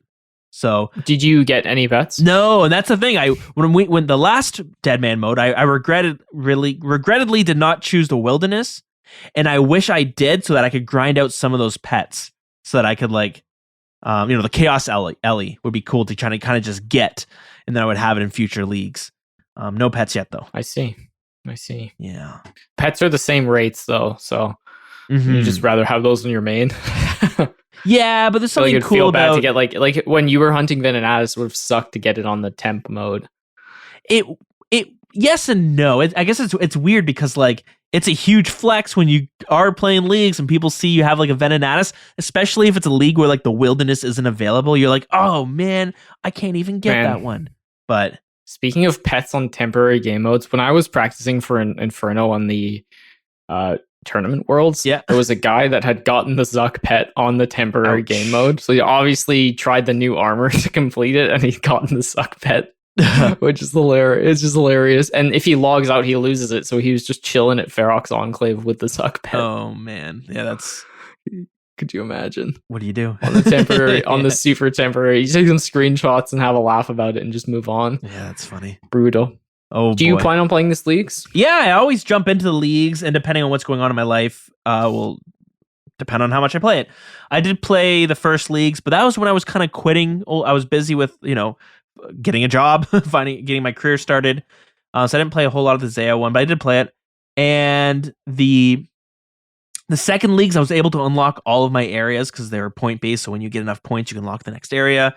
But I didn't get far enough that I could start grinding out bosses, and I wish I did, but I didn't. So I hope with this one I'll have more time. It'll be releasing November 3rd. And it's going for 6 weeks, so it'll be ending like mid-December, which kind of missed out on the December holiday grind, but that's fine. You know, That's for bingo. Don't you dare enter our bingo time. That's true. This is true. We usually run bingo right after Christmas, so that's perfect then. Get hyped. Yeah. So coming off leagues, you got bingo to look forward to. But yeah, I always play the leagues. It's fun. It's like kind of private servery, but in a good way. You know, everything's accelerated. You even hit higher. Like you can unlock perks where you're like, you shoot like 2 arrows, or you have unlock a perk where every weapon hits at like the fastest speed. So you can have like an AGS just whap, whap, whap, whap, whap, just taking out bosses and stuff. It's kind of cool. Yeah, do you think you'll be playing? Yeah, I think I'm going to play it. Cool. I did not play the first 2 because the first one, my Iron Man was a baby at the time. So I was in love with the game. And the second one, I was grinding. I had just got my Dragon Warhammer and Blowpipe, so I just had so much content that I had just unlocked. And I was really excited. But now that the grinds have really slowed down, I think I'll do it. I think I'm gonna try the leagues. I think try to get some of the cosmetics. That's true. As an Iron Man, that's really cool. Like having to grind through all the cosmetics. But and I still love this game deeply, so I don't plan on quitting. So of course, you know, I may as well just extend my grinds. It's not like I'm gonna miss out too much on my main. Sure, I'm mostly just grinding raids these days. You know, like maybe Inferno at some point fairly soon. So these are like super slow things. And yeah, it's not a big deal. So I think I'm going to try leagues and see what it's all about. Yeah, it looks like it'll be pretty cool. And that's what the great thing is about leagues. Like my account, you know, I'm in no rush to get my next item or get my next level because, I'm gonna keep playing this game. So eventually I'll get it. Leagues is a nice break from your main, but as you said, if you're kind of an account that's like has so much to do, and you have like, well, I could stop everything I'm doing to play leagues, but I'm already so excited for all this new content that I'm able to do on my main. Probably leagues isn't going to be for you because you're just going to want to go back to your main to keep playing it. But leagues is a nice. What I find with leagues is you play leagues, you're like, this is so different. I'm still playing my main, so in a way, I'm kind of progressing my main still. Getting pets and getting your trophies, and everything's faster, so the grinds are all fun. And then eventually, leagues finishes, and you're like, I just want to play my main, even though XP rates are going to be really slow for the first week because it's a huge change. I just want to go back and play my main now. That's how I found with both of them, at least. Eventually, I want to go back. Yeah, I really want that house recolor from the Twisted League. I think it looks so cool. Oh yeah, that thing's sick. The like the all black one. So that's the plan. Get enough points to at least get that, which should be pretty easy. Yeah, that'll be cool. Yeah, you can buy as an Iron Man. You can buy rewards from any of the other leagues. So it's Can't you do that as a main as well? Yeah, you can go going back to buy other ones. Yeah, which is nice, but I like that a lot. I mean, they lose some prestige, but then they're not just items that they'll turn into like the party hats thing where they don't only go up in value. Yeah, exactly. And there is a way to like, if you go on the wiki, it'll tell you which one if you want to maximize how much GP you can make. I mean, day one of rewards, you could probably just go all in on one of the rewards and sell them. If you're quick enough. Tentacle whips. Yeah, like if you get your rewards, buy a bunch of tentacle whip things, people are just going to want to buy them right away. Stuff like that. Like back when the blueprints were really expensive for the house. Back in Twisted League, you could make a lot of money. And another trick as well is like, or if you can't do it right away, because the items are going to flood the market, maybe wait 6 months to see. Wait for everyone to spend their money, spend their points, and then you hold your points back to see like what items do people really want now that people aren't able to get. Maybe they want that tentacle whip. All right, I'll buy it and sell it. You can make some good money that way too. Yeah, very cool stuff. So yeah, there you go. Leagues 3. The Shattered Relic coming in November. That's also very exciting. Finally, the last dev blog to go through, and this really is just going through the live stream that happened this week. It was a very nice surprise that they made it a whole dev blog for the people who might have missed the stream, but it was a leadership stream, which is you don't see them all the time anymore, but those are exciting. That's usually when you get some really cool stuff announced. We got introduced to the new executive producer, so they took the spot from Mike D, I believe. Or maybe he didn't. Maybe that's a different role completely. But, there's been some turnaround in terms of like the upper management level. So they brought in this new Markos, who has been with the Jagex team for years now. He even was helping old school RuneScape release in 2013. So this guy is nice. He knows the game well. Sounds like promoting from within is what the strategy they went for. Yeah, like we had Mike D, who came from like WildStar and I think Dark Age of Camelot, like other MMOs. And it's kind of cool to see someone with like other MMO experience, but at the same time, old school RuneScape is nothing like any other MMO.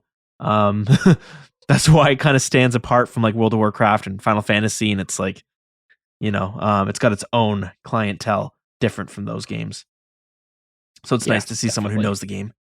They went through a whole bunch of stuff in this live stream, definitely worth checking out. But a few things to note is with the duel arena, they talk about that they're trying to come up with a long-term and short-term fix for it because they know the duel arena is not the best for the game.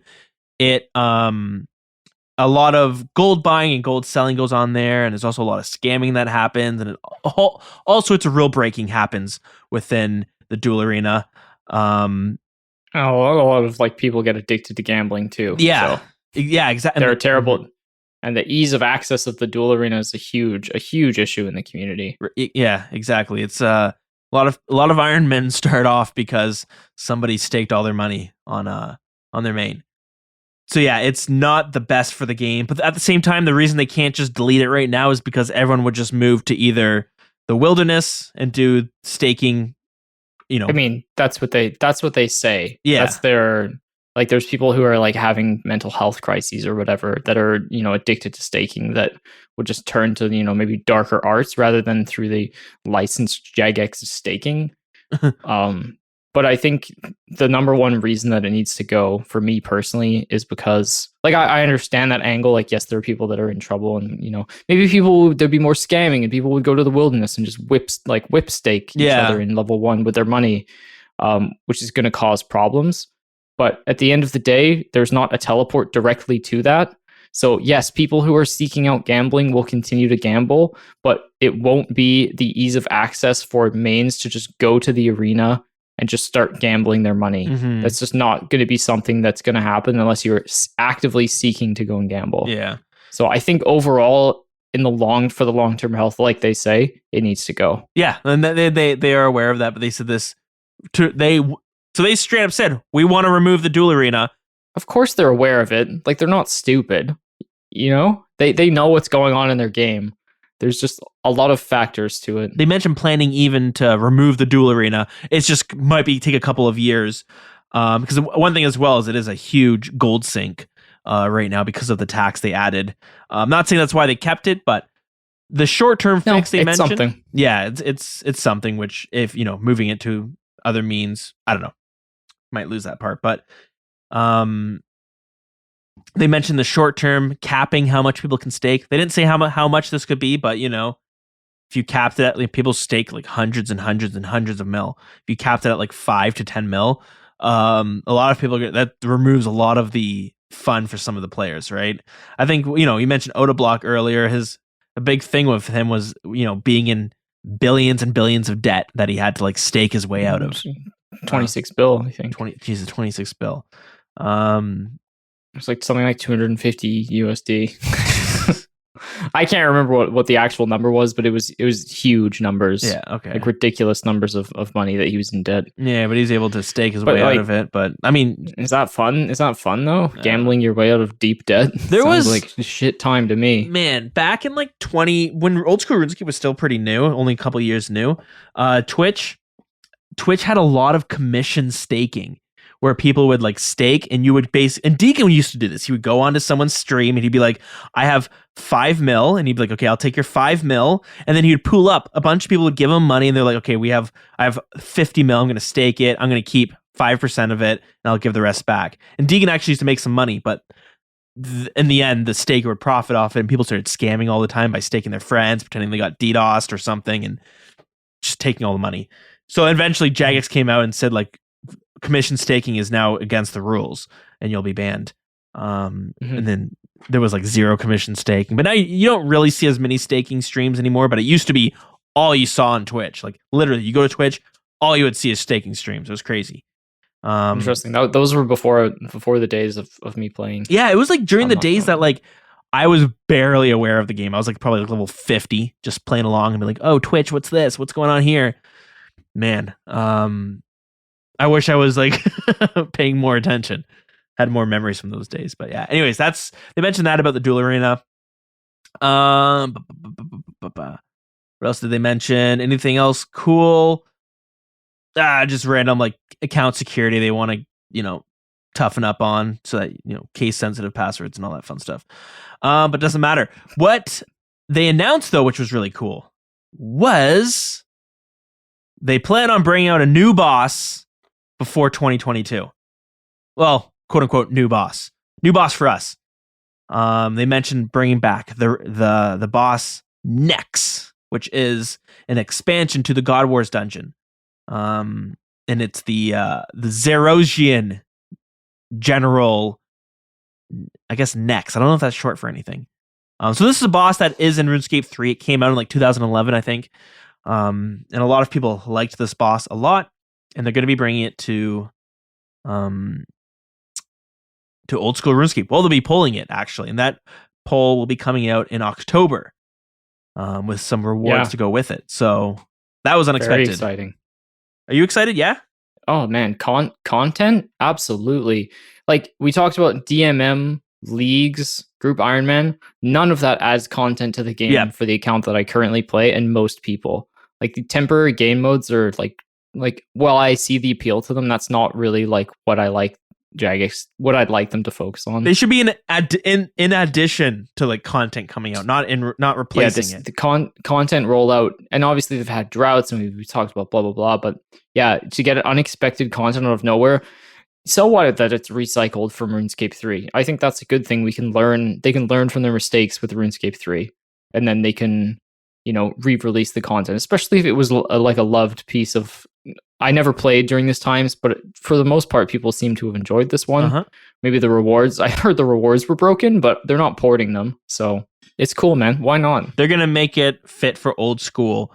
So again, yeah, I'm excited for this.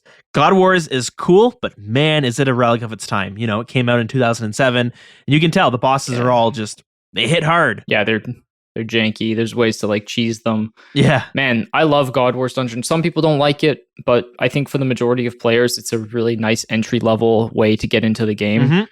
There's huge drops. You get that rush of getting a sick item. And that for me is sort of like quintessential RuneScape right there. So expanding God Wars, maybe adding some new rewards is going to be really good for the game, I think. Yeah. I don't see anything wrong with it. Sure, in an ideal world, we'd have our own, brand new content that's perfect and has the perfect rewards, but it's not an ideal world. I'll take what I can get, and I'm pretty happy with this. You know what? So RuneScape 3's got some cool shit. Give us the stuff that works, and let them keep the stuff that doesn't work. I'm okay with that. Absolutely. That's where like it's like the beta. I'm okay with that being like a beta testing ground for old school content. Even vice versa, steal from each other. In the end, they're like the same games, and well, not same games, but same IP. So yeah, whatever works, I'm done for it. So I'm very excited for this, and I'm looking forward to seeing what rewards are going to pull. And I guess the last thing to really mention about that this live stream is they talked about the game economy. So they have been hiring they call them game economists. So I don't know if these are just like I don't know, just economics experts who are now like gonna study RuneScape to figure out what can we do to like the future of the game. Still an economy. Sure, it's different, but the same principles apply, I'd imagine. I really hope it's some like guy who's been working at a bank, and he's like comes in, like gets hired this really great job. It's like, okay, we need you to figure out what to do with this game, but we got to explain this game first to you. Like that, I don't know if other games do that. But man, that's so crazy that RuneScape is hiring, economists. To like. It doesn't surprise me. I think it's a good thing, man. The game revolves around the economy, so why not get like actual experts in? And sure, it's an it's economy within a game, so it's not, but it's still a real economy that you can study. Yeah. And they have tons of data, so I don't see why not. I think it's a great idea. Yeah, I think it's very cool. And they're going to bring it in to study it, and they want to introduce something like maybe a gold tax, but gold tax is great. But what about an item tax where like you sell an item, but it doesn't go to anybody else; it just disappears from the game. So it's like it's an item sink that are just. So anyways, they said they have all of these ideas for item and gold sinks that aren't just going to be straight up like upgrade your Bandos task sets to the new Bandos plate. I don't know, Bandos task sets number 2. There'll be like ways where items will just be straight up being removed without anyone getting screwed over in the end. I think, look, nobody wants a tax. It's annoying to be able, when you're buying and selling stuff, but hear me out here. If we have a tax in the game and the price of items goes up overall, that can only be a good thing for you, because now the drops that you receive are going to be worth more money. Mm-hmm. So that tax is going to be covered by that increased value on the items. Yeah, it's healthy. It's finding a way to keep the overall, game market healthy, which is... And it's so the things that are being bought and sold that are going to be taxed. This isn't like the little... I imagine this tax doesn't affect the little things, like, the Herbler supplies. This is more like, the Abyssal Whips and the Draconic Visages, things that people see at historic low rates. It's going to affect that quite a bit. Yeah. So yeah, exactly. So anyways, that's awesome. That's cool. I'm excited to see what kind of comes out. Man, what a game do we play? I saw something on the subreddit. We were talking about how much we loved it earlier. People were debating like, when was the golden age of old school RuneScape? And people were like, oh, it's 2015, and no, 2017 was my favorite. And I think every year, it's right now. Yeah, every year is the new golden age, because we haven't had any dips in fun. It's been a steady incline since Zulrah, because if we look back at the charts, there was a huge dip in player base before Zulrah came out, because no content was coming out. Then Zulrah came out, and then skip ahead, I guess. Oh, the Slayer bosses came out, and then like Wilderness bosses came out, and then Dragon Slayer 2 came out, and next thing you know, here we are today, and things are just going up and up and up. So I think every year is like the golden age. Pre-COVID maybe, but even like during COVID, I was talking to my friends recently, like we had a great time during COVID. Like a lot of the world was going to shit. Yep. And people were having like crises at home because they're isolated from their friends. But like all my friends are online. Like, it's weird to say, but it's not a sad thing. Mm-hmm. I got to spend time with my friends every single day. We're working from home. We got to grind on our accounts, and I had fun.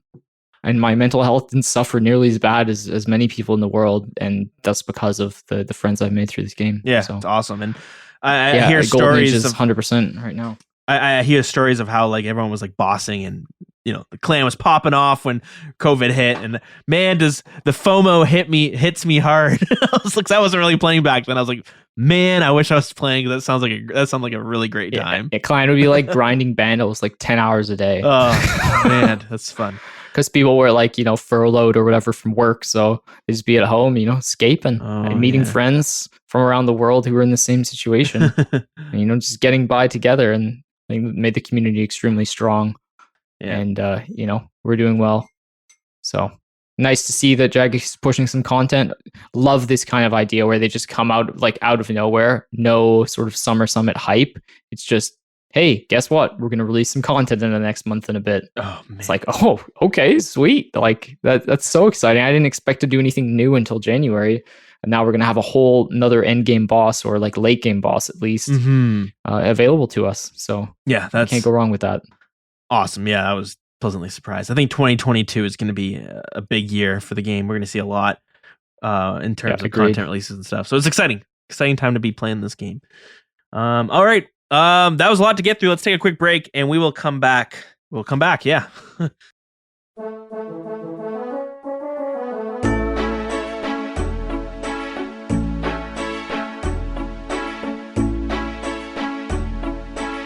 All right, we are taking a quick little break to head on over to the Grand Exchange, where we're going to talk to you guys about the Grand Exchange. No, I'm kidding. I'm just going to talk about how we can, how you guys can support the show. But hey, I know some of you guys don't come to this segment of the show to hear just about that. I gotta sprinkle in a little bit of tidbits of financial stuff. AKA, I did an elite clue and got 16 mil the other day. Guys, do your clues. Do your clues, or don't, because they're actually terrible money. I've done almost 100 elite clues, and that was probably the only time I got anything more than like 1 mil worth of loot. Whew. But I love clues. Oh my god, I like kind of like the loot box system apparently. Now, if I want to say I don't like the loot box system, but man, I love clue scrolls.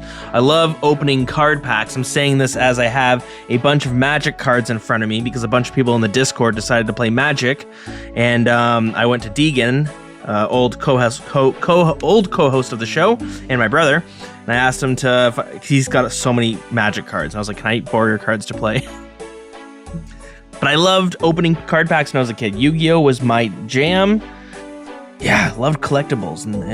So what I'm trying to say is clue scrolls are basically loot boxes, but damn, I guess it's kind of addicting. That's probably why some people enjoy them so much. Anywho, guys, if you want to support the show, keep the lights on over here, or help keep the lights on over here at the Wilderness Podcast HQ, you can do that. One of the ways is by going to patreon.com/The Wilderness Podcast, where you can pledge various amounts, whatever you're comfortable with. You don't have to pledge anything either. You can just keep on listening. That's cool too. But we have a few different tiers here, so you can show your support, and you get a little bit of rewards depending on how much you're going to pledge along the way. So it could be anything from a clan badge. If you're in the clan, that might be cool. You get a little gold bar next to your name. A little bit of pay-to-win action, right? Not really. Just a cool little badge. All the way up to, we do live streams. Oh, I don't do live streams, but Jagex does a live stream. So what I try to do is I try to catch it live. I don't always catch it live, but this week we did. And goddamn, I'm so glad we did, because what a big live stream this one is. So and I'm hoping to be able to do them regularly. So basically, if you have trouble maybe listening to or watching the live stream when they happen every Thursday, I'll record a little hangout session a little pre and post show, and a little commentary over top, and you get an audio version of the live stream as well. And any bonus content that is released will be a early access on the Patreon. Want to welcome Z-Space and Matt K for signing up for Patreon this week. Thank you guys so much for the support. So that's patreon.com/The Wilderness Podcast. One of the rewards is you get a shout out on the show for being, we one of our beloved kingpins or queenpins that I mentioned at the beginning of the show. When I first built this, we ironically used the name Wild Boys as like, you know those things where you say something because it's so stupid that it's funny, and you're kind of poking fun at the other clans that do it unironically, but then you do it so much that it stops being just for fun, and you just start saying it all the time, and it's like becomes like unironic, I guess. It's kind of what happened. But anyways, we built the whole Patreon around little Mafia theme. So, and I kind of forgot about it, but I was looking at it the other day, and I was like, oh yeah, we have a $5 tier as Kingpins and Queenpins, and then our $10 tiers are Godfather, Godmother. Godmother sounds less menacing, It sounds more just like maybe Fairy Godmother versus the Godfather, the old that movie and book. I've not read or seen either of them, so but I know of it. I don't think I would watch it either. It's one of those shows that have just been or movies that have been on my list to watch for like years, and I'll probably never get around to it. Anywho, it doesn't matter. So this week's Kingpin and or Queenpin is Voltaire. And of course, every episode is dedicated to all of our Godfathers and Godmothers, the elite $10 tier. Whoa. So thank you to Gentinu, Splemo, Dreadful Monkeys, Szechuan, Mallard, Twisted Soul, Hoyt, J Blaz, Z-Space, and of course, Strosity. But hey, you know what? If Patreon's not your thing, if you're not into the whole monthly subscription thing, I totally get it. But you still want to support the show, you can go to buymeacoffee.com/dills, where you can do that instead. So to Jay-Z Soup and the Six, thank you guys so much for supplying me with some coffee this week. I appreciate everyone who supports the show. It truly means a lot. All right, so let's. This has been a crazy episode, isn't it? Let's wrap this bad boy up. But first, we do have an email to get to. Anyways, let's slide back in.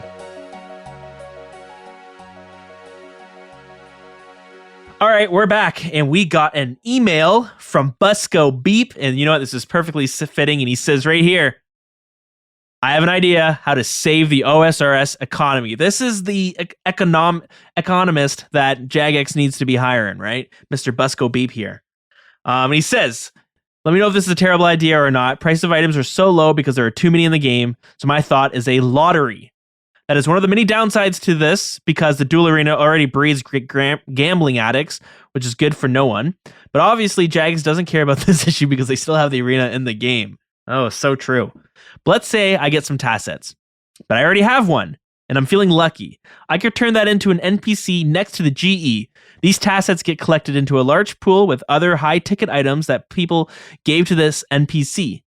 Each GP that the item is worth would get you an additional entry to win the lottery. Then after 1 week, a winner is drawn and they receive 50% of the total GP that the item in the pool were valued at. All the items in the pool then get deleted from the game. So some notes. Jagex would have to only allow certain items into the pool. These could be comprised of high-ticket PVM items that they want to raise the price in, so they could choose like tassets or maybe god swords or Justiciar, whatever. They would also have to adjust these prices every week loosely based on the GE, but not entirely, to avoid merchant clans impacting the lottery. But because there would only be PVM items, it would only be like 100 or so items to readjust. And this would obviously add more gold to the game, but there would be a separate NPC to do the same thing, but instead of trading in items, they would trade in GP for entries, and then delete half the money from the game. And he says, so sorry for the long one, but it felt as though I need to get this out of my head and onto an email. Yours truly, Busco Beep. Thank you so much for the idea, for the email and the idea. What are your thoughts of that? Oh, that's a very unique idea. I kind of like it. I mean, I'm not an economist. Sorry, my pronunciation. Don't want to be associated with Dills here. I almost did it so many times. Anytime you hear me stutter before I said it, it's because I was going to say it the wrong way, with the wrong, not pronunciation, the wrong. I wonder, like, let's say they did do this. Like, let's say you had a weak cap. Someone is just going to get paid out huge, and then a whole bunch of money is going to dip. What if they made it so, like, when the lottery hits 100 items, it pays someone out so that it cycles rather quickly rather than you waiting a week? Yeah. It's interesting. There are a lot of different ways you could take it. It would certainly be a huge gold sink. And I think the duel arena would need to be removed before this happened. Would you be worried about people just like gambling away all their items into the lottery? I guess maybe. That's a tough one. Generally in real life, I don't really like lotteries and I don't gamble. Mm-hmm. But I understand their value as a gold sink IRL.